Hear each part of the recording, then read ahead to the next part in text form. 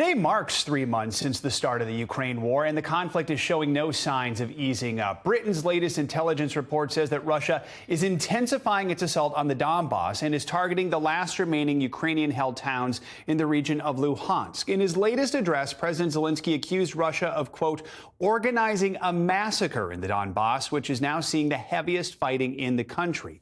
NBC News senior national correspondent Jay Gray joins us now from central Ukraine. Jay, thanks for joining us. So what is the latest in the Donbas, and just how close is Russia to capturing the entire Luhansk region?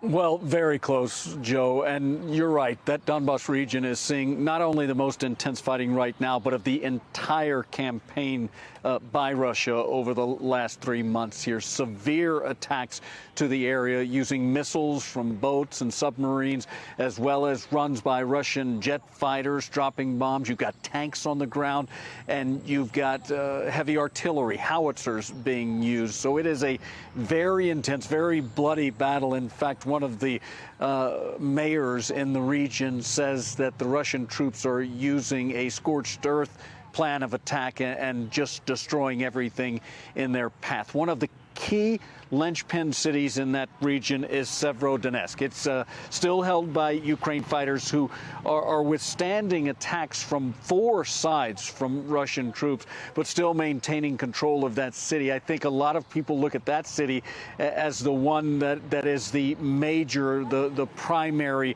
area of contesting right now. And Jay, I also want to ask you about Kharkiv, a major city where there appears to be new signs of things actually returning to normal. Authorities say they're planning to reopen the subway system.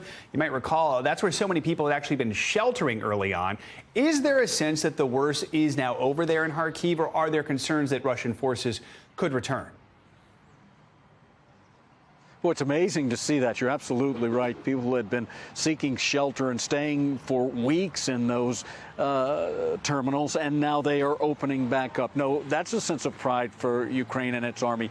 They were able to push Russian troops out of the Kharkiv area, the second largest city in this country, and they do feel like they have it secure at this point. They are not concerned about troops making their way back in, though not letting their guard down. And Jay, here's an interesting development. Yesterday, a veteran Russian diplomat actually resigned over the war. He wrote a pretty scathing critique of his government's actions in his resignation letter. Walk us through what he said and the significance of this. I mean, could we actually see more people like him speak out? Boy, that would be something. He was a longtime diplomat working with the Foreign Affairs Department in Russia. His name, Boris Bondarev.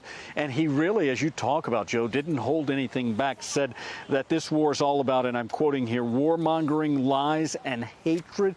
He said that he felt he had no other option but to step aside and step down from his post. Let's listen to what he had to say.